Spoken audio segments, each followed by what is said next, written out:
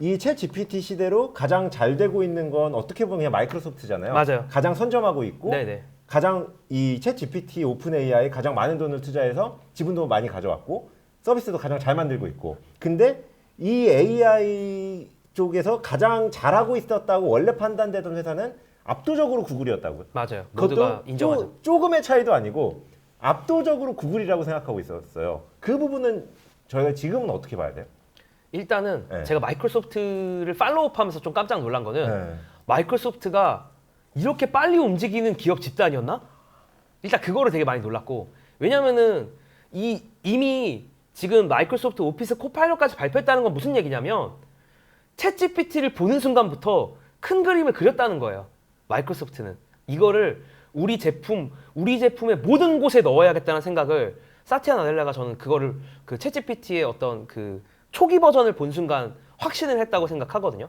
보니까 인터뷰 보니까 이제 작년 여름쯤에 봤다고 하던데, 그러니까 그 마이크로소프트는 이미 이 인공지능에 관한 모든 거를 회사에 이식하려고 준비를 이미 한 1년 이상 한 거고, 1년 가까이 한 거고, 그거를 발표를 하고 있는데 얼마나 빅픽처를 그렸는지는 일단 모르겠고, 어쨌든 그거를 이제 발표하면서 구글에 이제 텃밭인 검색까지도 우리가 먹겠다, 아예 대놓고 이제 선언을 했잖아요. 마이크로소프트를 보면서 저의 느낌이 뭐냐면, 하나는 되게 잘 준비했다.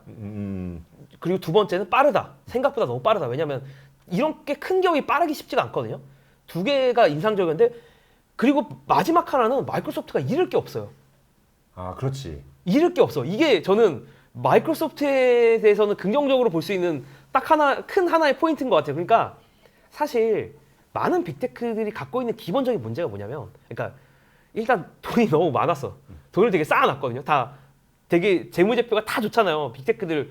그러니까 근데 돈을 쌓아놨다는 건 그만큼 해결 못할 문제가 있었던 건데, 이제 그 풀 문제가 생겨버린 데다가 마이크로소프트 잃을 게 없네. 아무리 봐도 지금 입장에서는 오피스에서도 가격을 더 받을 수 있을 것 같고, 그 오피스 유저들한테 가격을 더 받을 수 저는 있다고 보거든요. 그죠, 인공지능 들어가면. 그리고 검색이라는 데를 이제 두드리고 있어. 근데 검색이 성과가 아예 안 나오는 것도 아니야.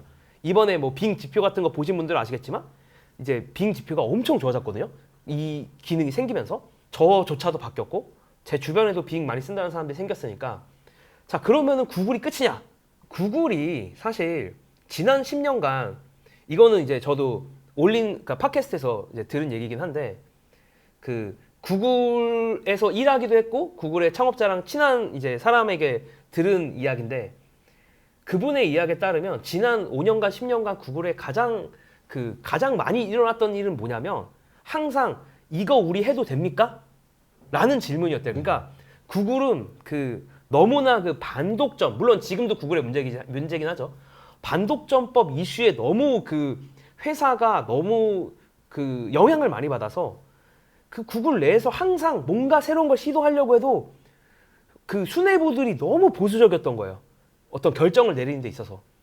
그래서 마치 2000년대 마이크로소프트 같이, 그렇죠. 예, 마이크로소프트도 사실 10년간 고전했던 이유가 그런 반독점법과 관련돼서, 그때 뭐 임원들이 다 리걸 관련된 사람들이 다 막 임원으로 들어오고 그러거든요. 왜냐면 법적인 이슈가 이 회사가 너무 커져 버리니까.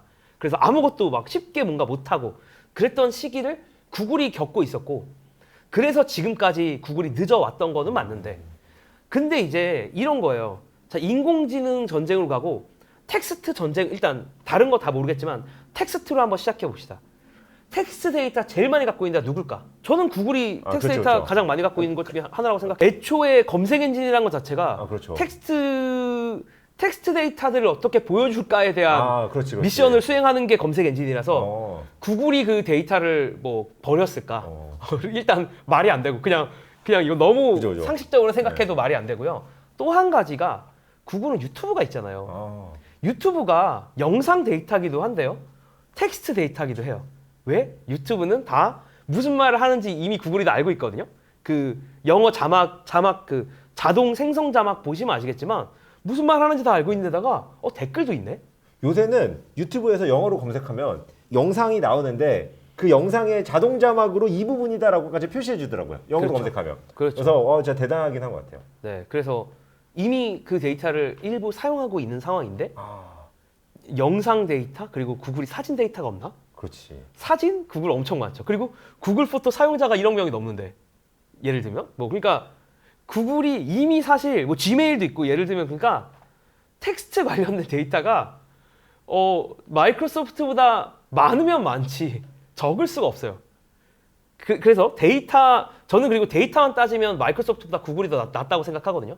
근데 데이터가 많으면 잘할 수 있다는 아닐 수 있는 거 아니에요? 그 여러 가지 그 잣대가 필요한데 네. 그 다음 잣대는 기술인 것 같아요. 그러니까 잣대를 그냥 쫙 나열해 보면 뭐예요? 데이터, 기술, 사람이죠. 데이터, 기술, 사람. 기술, 사람. 네, 세 가지죠. 사람은 어떤 거예요? 사람은 고객이에요? 아니면 사람은 개발자? 이거를 이제 뭐 굳이 말하면 기술이랑 좀 사람이랑 섞여 있긴 한데 네. 저는 리더나 어떤 매니지먼트나 리더. 경영진의 어떤 방향성 설정 뭐 이런 거인 것 같아요. 좋아요. 그럼 데이터, 기술, 리더, 경영진 이렇게 세 개로 본다면 뭐 경영진이라고 합시다. 네, 네. 우선 데이터 측면에서는 구글이 마이크로소프트보다 낫죠. 무조건 좋다. 네. 사실 그렇고 그냥 네. 기술적인 측면에서는 어때요? 기술적인 측면에서는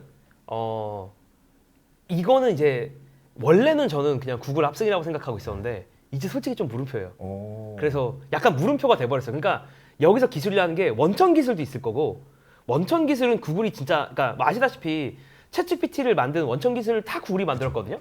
다 구글 논문에서 가져왔죠. 네, 구글 논문에서 시작했거든요. 몇 년 전에 근데 논문에서. 이제 나오는 어떤 이제 챗봇이나 이런 거에 기술들이 마지막 그런 뭐랄까 마지막 같은. 파인 튜닝 마지막 레시피 그러니까 라면을 끓이는데 뭐 면 넣고 스프 넣는 것까지는 알겠는데 마지막에 무슨 조미료를 조금 더 넣을 수도 있잖아.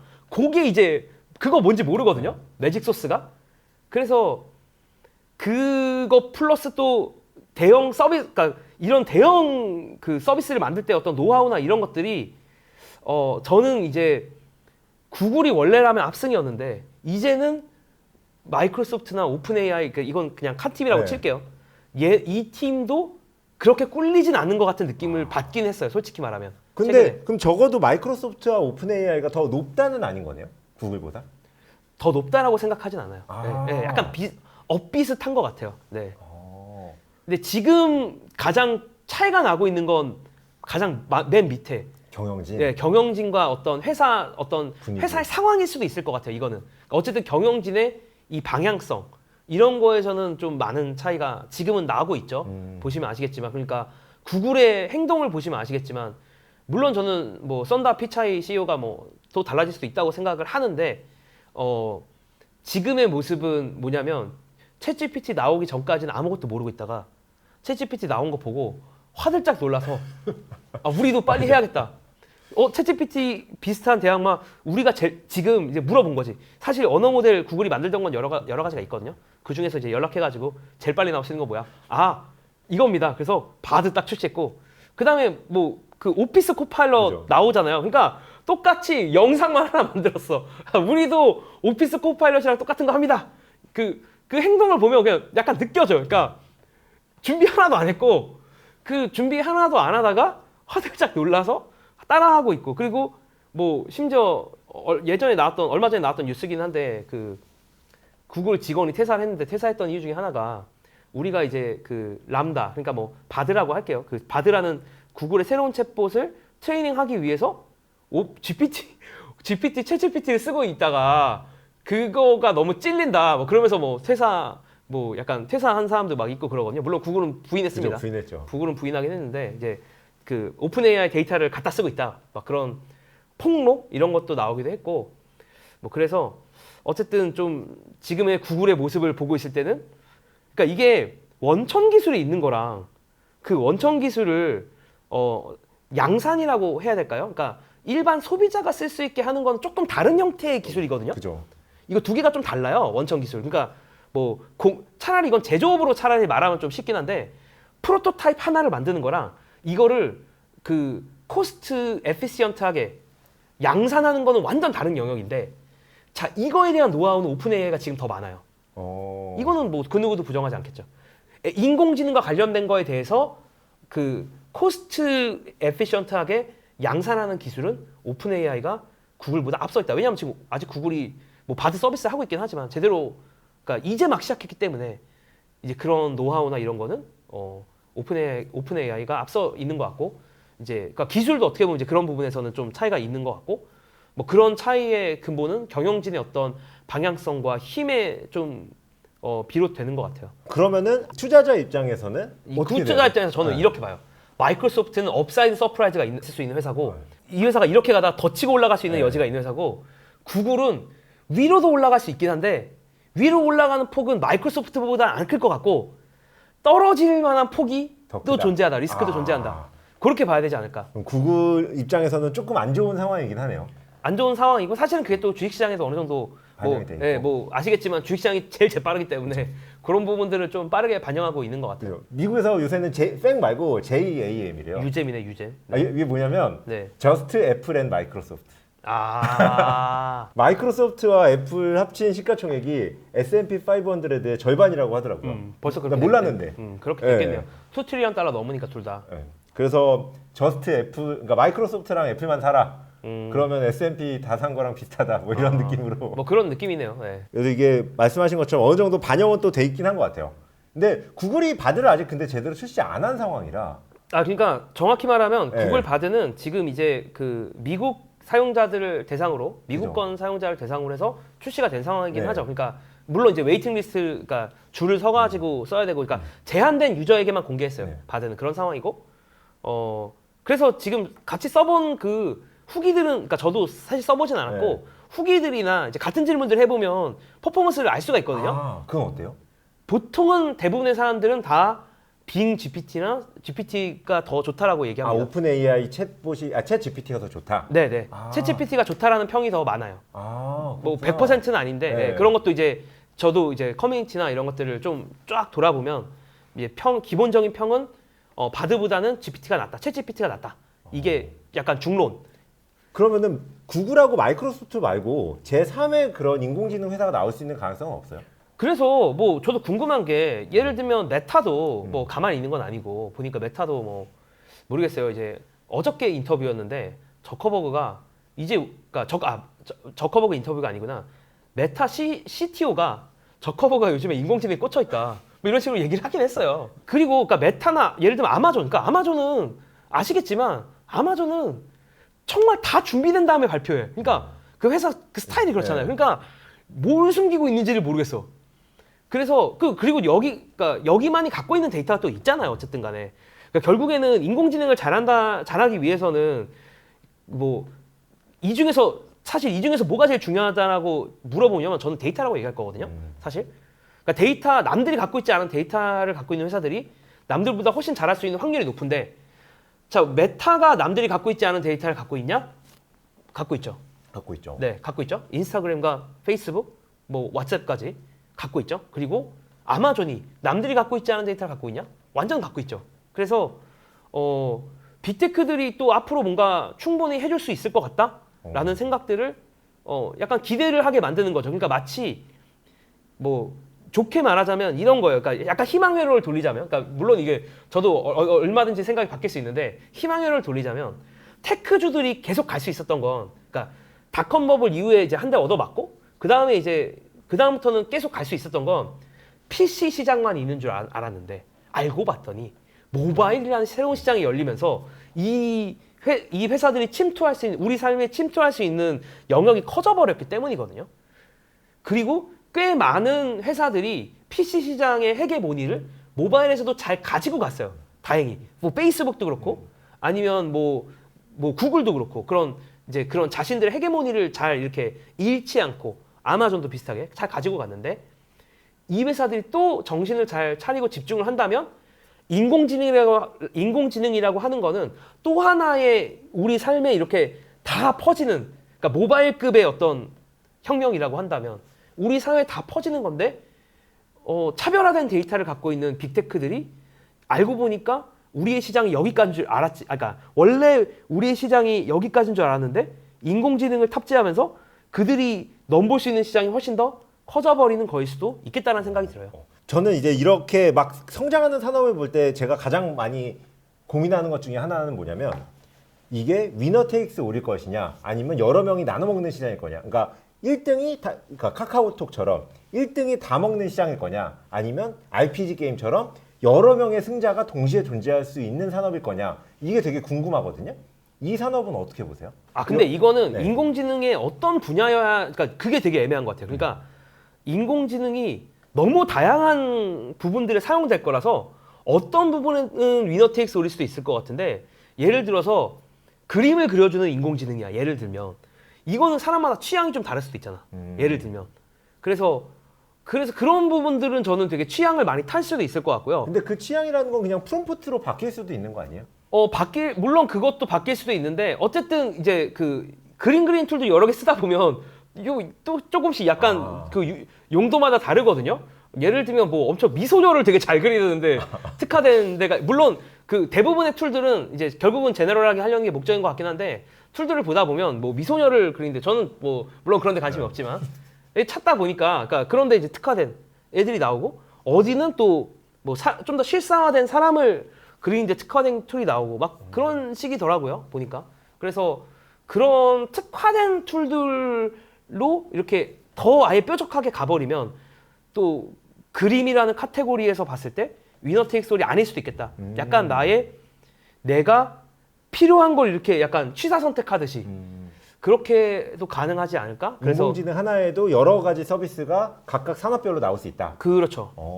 그래서 저는 뭐 그래서 결론만 얘기하면 위너 테이크 솔은 아닐 것 같은데 일부는 또 위너 테이크 솔이 될 수도 있을 것 같아요. 그 일부는 뭐예요? 뭐 검색이나 뭐 물어보는 거나 뭐 이런 거는 그러니까 그냥 뭐 취향을 좀 덜 탈 것 같은 것들 네. 그런 것들은 뭐 그냥 빨리 나 이거 궁금한데 알려줘 뭐 이런 식의 어떤 질문을 한 거나 이런 거는 좀 위너 테이크 솔일 가능성이 있지 않을까. 뭐 검색에서 그랬던 것처럼. 그러면은 지금 그럼 무슨 주식을 사야 돼요? 되게 좋은 질문인데 네. 이게 저는 지금 느낌이 그러니까 90년대 말 같아요. 90년대 90년대 말에 비유하는 게 혁신적인 컨셉이 나왔는데 그리고 이게 쓰면 괜찮은 것 같긴 한데 이게 지금 명확한 승자나 명확한 방향성이 그런 정해지지 의미에서? 않았다는 거에 대한 메타포예요. 아직 그러니까 혁신적인데 승자는 정해지지 않았기 때문에 90년대 말이다. 그렇죠. 오케이. 그런 면에서 90년대 말에 비유를 하는 거예요. 오케이. 그러면은 그때 90년대 말로 들어가서 만약에 내가 뭐 인터넷 회사에 투자를 한다.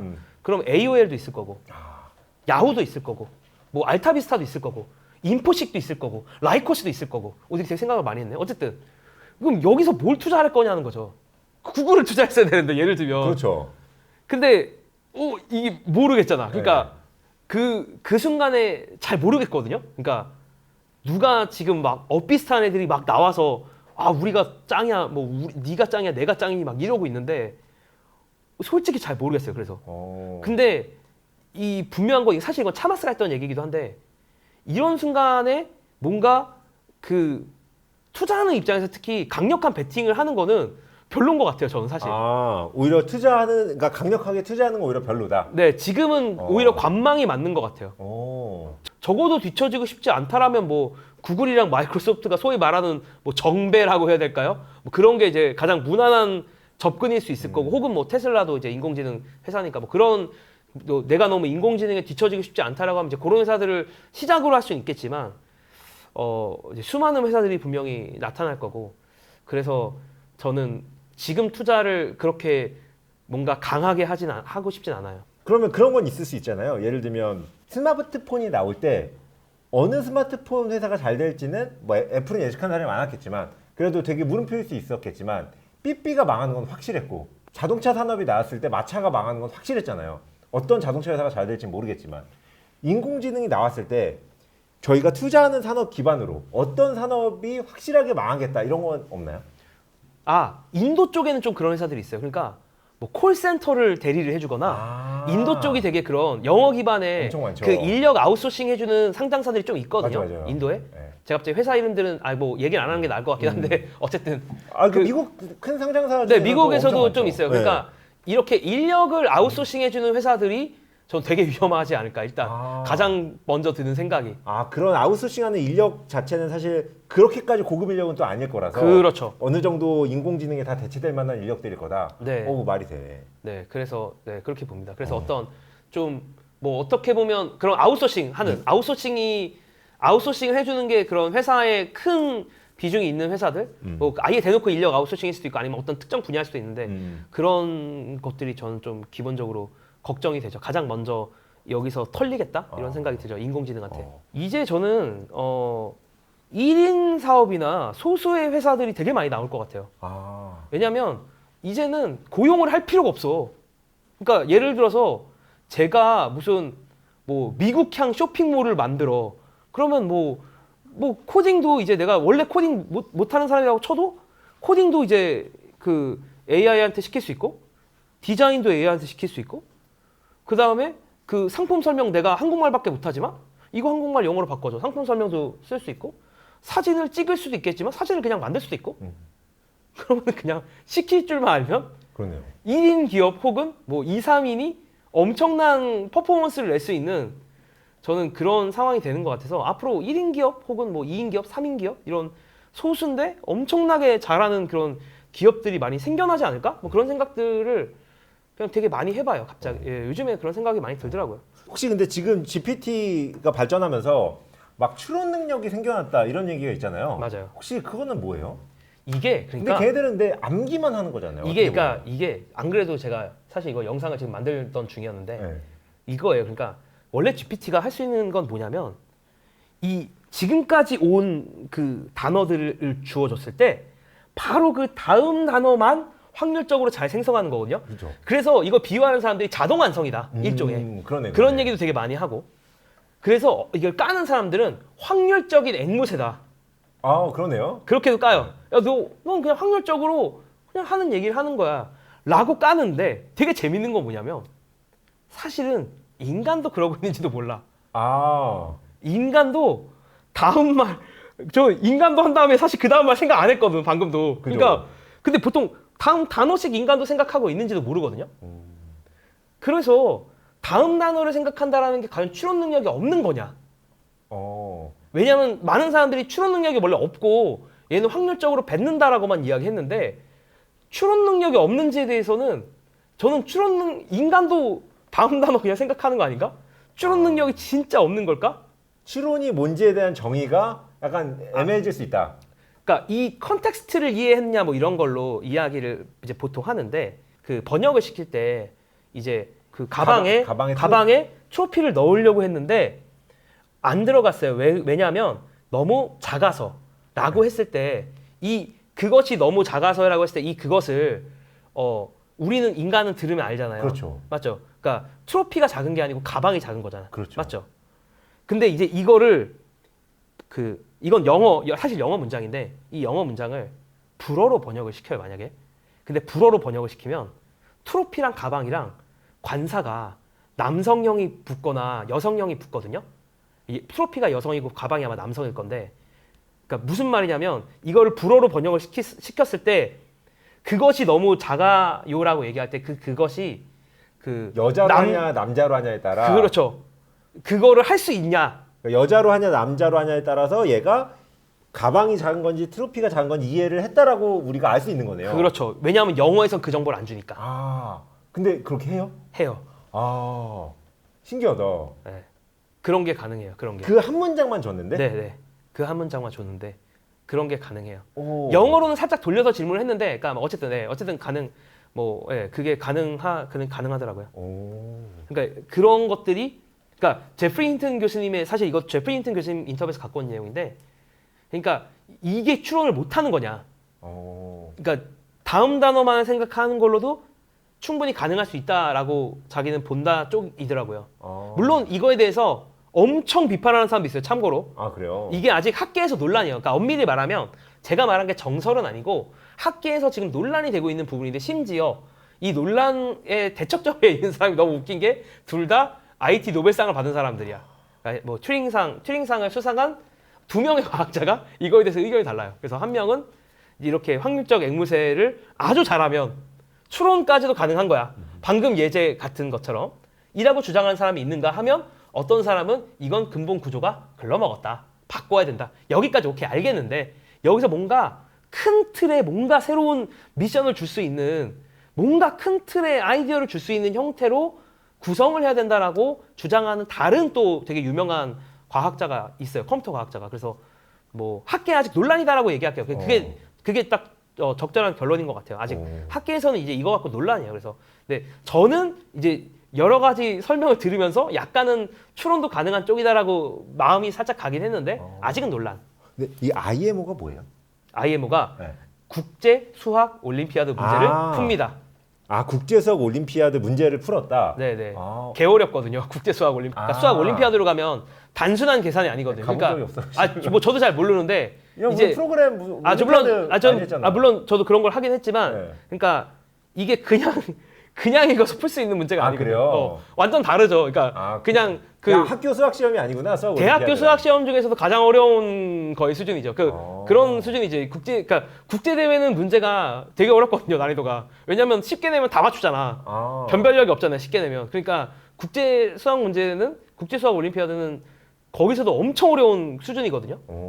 그래서 참고로 수학자들도 많이 대체된다는 얘기가 있습니다. 참고로. 그래요? 네, 오픈 AI 그 연구에서. 그러니까 일자리 대체될 직업 중에 하나를 수학자로 꼽기도 해요. 그럼 한국은 어때요? 이게 사실 지금은 한국으로 검색하면 좀 많이 느리고 답변도 영어보다 안 나오고 해서 뭐 네이버나 카카오나 막 다 뛰어든다고 하긴 하잖아요. 그래서 지금 요즘에 한국 스타트업들이 난리가 난 게 GPT-4가 나온 다음에 네. 이 GPT-4가 하는 한글을 보니까 지금까지 나온 한글 인공지능 중에 제일 잘하는 거야. 아, 진짜요? 네, 제일 잘해요. 지금 제일 잘해요.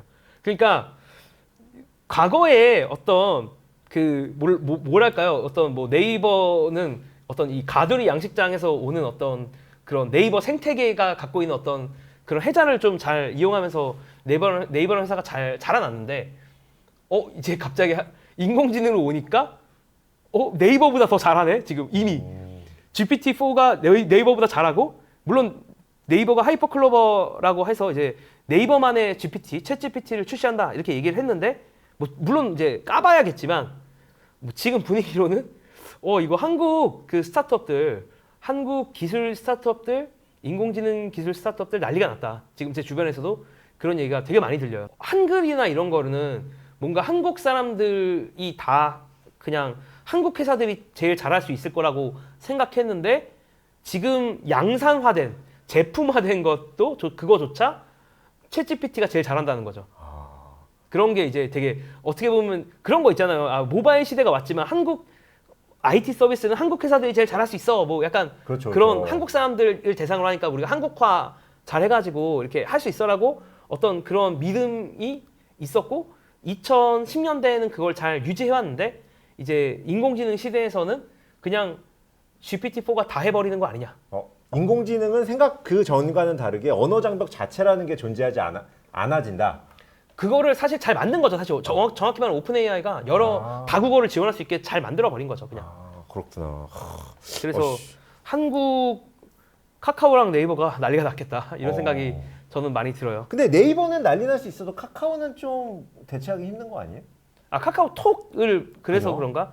뭐 메신저는 조금 다른 거긴 한데 어쨌든 간에 다 그러니까 제가 말하는 건 이제 둘 다 넥스트를 하고 싶어 하니까 카카오건 네이버건 이제 그죠. 넥스트를 계속 하고 싶어 하고 물론 뭐 검색만으로 치면 네이버가 좀 더 크죠. 사격이 큰데 이제 뭐 검색 점유율 아시다시피 이미 구글에게 뺏겼고 1위가 이미 구글이잖아요. 그리고 그 네이버는 또 그런 점에서 또 재빠르게 사업을 또 그 사이에 되게 다이버시파이 그러니까 다각화를 되게 잘 해놔서 또 뭐 그런 부분들은 이제 네이버가 잘 대처를 한 건데 그럼에도 불구하고 이제 그러니까 아까도 말씀드렸지만 그 인터넷 시대에 먹을 수 있는 게 이만큼이었으면 모바일 시대에 이만큼 먹은 거고 인공지능 시대에는 더 많이 테크 회사들이 먹어야 되는데 요 먹는 거를 한국 기업들은 못할 수도 있지 않을까 이런 걱정이 생겨나기 시작한 거죠. 그러네요. 혹시 뭐 이제 마지막으로 해주고 싶으신 말씀 있으실까요? 그래서 제가 드리고 싶은 말씀은 투자를 지금 당장 하는 거는 저는 지금은 진짜 관망이 맞는 것 같아요. 그러니까 어떤 하나가 그렇게 막 물론 뭐 투자가 언제는 늘 확실했겠냐만서도 지금은 정말 정말 신중한 관점으로 보는 게 맞지 않을까라는 생각을 완전히 기본적으로 가지고 있고 그리고 또 한 가지 드리고 싶은 말씀은 인공지능을 투자를 정말 잘하고 싶으시면 인공지능을 진짜 많이 써봐야 되는 것 같아요. 써보지 않으면 어디가 더 잘 되고 어떻게 흐름이 흘러갈지를 내가 느낄 수가 없는 것 같으니까 최대한 많은 인공지능 툴들을 여러분들이 지금 그 뭔가 일을 하실 거 아니에요. 여러분들 일에 그냥 써보세요. 쓸 수 있는 일들이 있을 거니까 그런 건 한번 써보시면은 분명히 투자해서 큰 힌트가 될 수 있을 거라고 생각을 해요. 아, 오늘 진짜 되게 많이 공감되는 것 같아요. 어제 바쁘신데 여기 와주셔서 너무 감사드리고 또 다음에 또 한 번 또 봬요. 네, 또 다음에 또 찾아오도록 하겠습니다. 네, 감사합니다. 네.